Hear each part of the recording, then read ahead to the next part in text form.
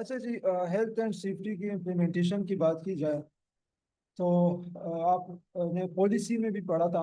ठीक है कि जब हम पॉलिसी इम्प्लीमेंट करते हैं तो उसमें पॉलिसी का एक अरेंजमेंट्स का सेक्शन होता है, जो हम हेल्थ एंड सेफ्टी के हवाले से मुख्तलिफ अरेंजमेंट्स करते हैं अपने ऑर्गेनाइजेशन में, ताकि हेल्थ एंड सेफ्टी को प्रॉपरली इम्प्लीमेंट किया जा सके और हेल्थ एंड सेफ्टी इम्प्लीमेंट करने से फ़ायदे उठाए जा सके।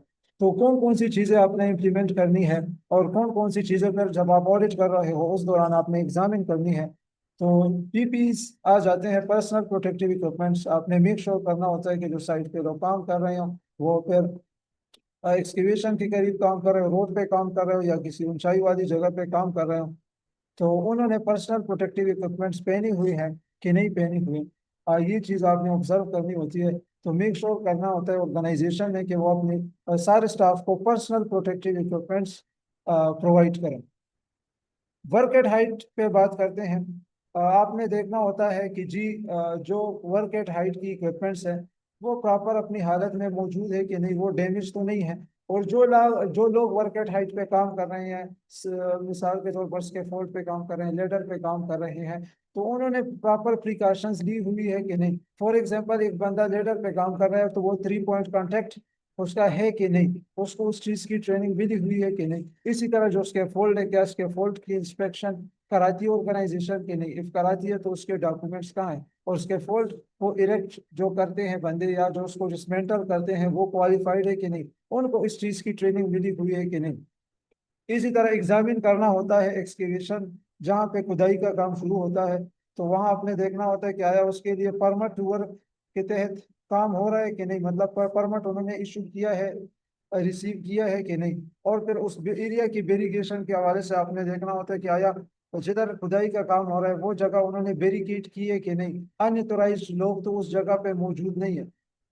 इसी तरह कन्फाइंड स्पेस के हवाले से मुख्तलिफ आपने अरेंजमेंट्स देखनी होती है कि भाई जो लोग कन्फाइंड स्पेस में काम कर रहे हैं वो ऑथोराइज है कि नहीं, ब्रीथिंग एपरेटस काबा उन्होंने पहना हुआ है कि नहीं, उनके काम को सुपरवाइज ऑब्जर्व करने के लिए बाहर सुपरवाइजर और मदद करने के लिए हॉल वॉचर मौजूद है कि नहीं।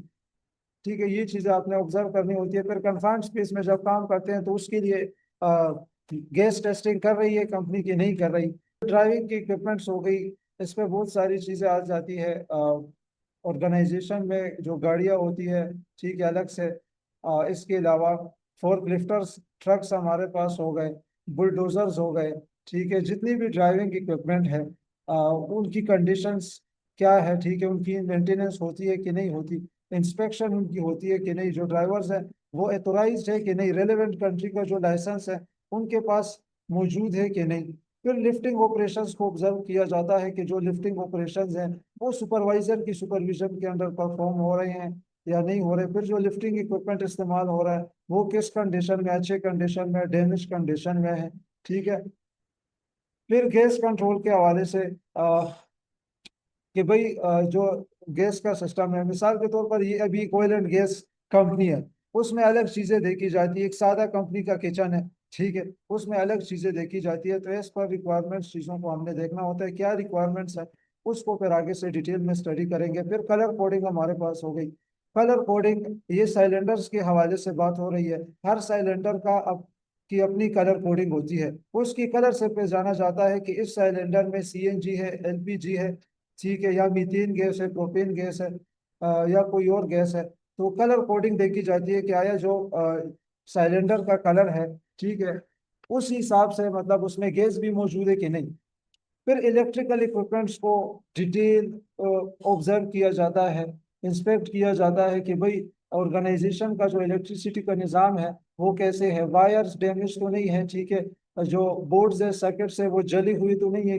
क्यों जली हुई हो तो मतलब आपके इलेक्ट्रिकल सिस्टम में मसला है, ठीक है, आपने चीज़ों को करेक्ट करना है। इसी तरह मुख्तलिफ MSDS material safety data sheet देखी जाती है कि आया कंपनी में जो इक्विपमेंट्स या जो मशीनरी इस्तेमाल हो रही है, ठीक है, उसकी अपनी मटेरियल सेफ्टी डेटा शीट मौजूद है कि नहीं। अच्छा, मटेरियल सेफ्टी डेटा शीट में क्या होता है?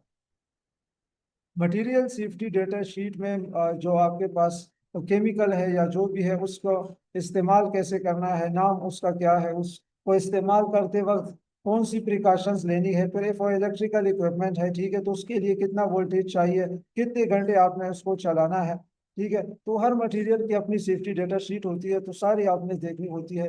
रेडियोग्राफी के हवाले से आपने चीज़ों को देखना है। फिर हेल्थ एंड मेडिकल हो गया जी। तो हेल्थ एंड मेडिकल में हेल्थ सर्विलेंस रिकॉर्ड्स आप देखते हो, ये भी देखते हो कि भाई कोई बीमार बंदा तो काम नहीं कर, ठीक है। फिर हाइजीन सफाई सुथराई का आप देखते हो कि भाई किचन हो गया, ऑफिस हो गया, या काम करने वाली जगह पर हाइजीन का क्या निज़ाम है। अभी थोड़ा ऑडिट के असेसमेंट के बारे में डिस्कस करते हैं कि जब आप ऑडिट कंप्लीट करते हो या ऑडिट के दौरान ही आप जो चीज़ों को ऑब्जर्व करते हो, अपनी फाइंडिंग्स लिखते हो, ठीक है। तो फिर जो डिसीजन स्टैंडर्ड्स है, मतलब आपने देखा कि भाई एक्सीडेंट इन्वेस्टिगेशन रिपोर्ट जो कंपनी की है, ठीक है, उसमें मिसाल 3 पेजेस का डॉक्यूमेंट है, ठीक है।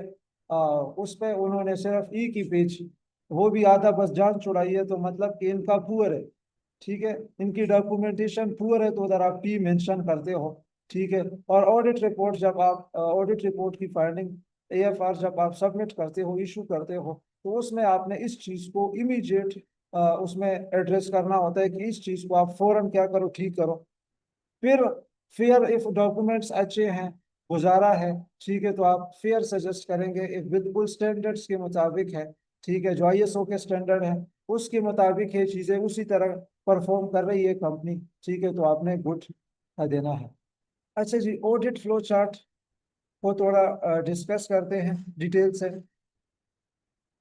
रेलेवेंट ऑर्गेनाइज, असल में हम 45,001 के बारे में बात कर रहे हैं, जो कि हेल्थ एंड सेफ्टी का मैनेजमेंट सिस्टम है। तो इसके लिए इसको इम्प्लीमेंट करना भी हेल्थ एंड सेफ्टी के जो टॉप मैनेजमेंट है उनकी रिस्पॉन्सिबिलिटी है। जैसे कि अभी आपके पास जो हेल्थ एंड सेफ्टी का मैनेजर है कंपनी का, कॉरपोरेट या डायरेक्टर है, ठीक है, वो क्या करता है, वो हेल्थ एंड सेफ्टी के ऑडिट का प्रोसीजर बनाता है, ठीक है। और प्रोसीजर बनाने के बाद वो हेल्थ एंड सेफ्टी के ऑडिटर का भी तयन करता है। एक तो प्रोसीजर बना दिया, फिर वो तयन करता है कि भाई अभी ये ऑडिट कौन कंडक्ट करेगा, ठीक है।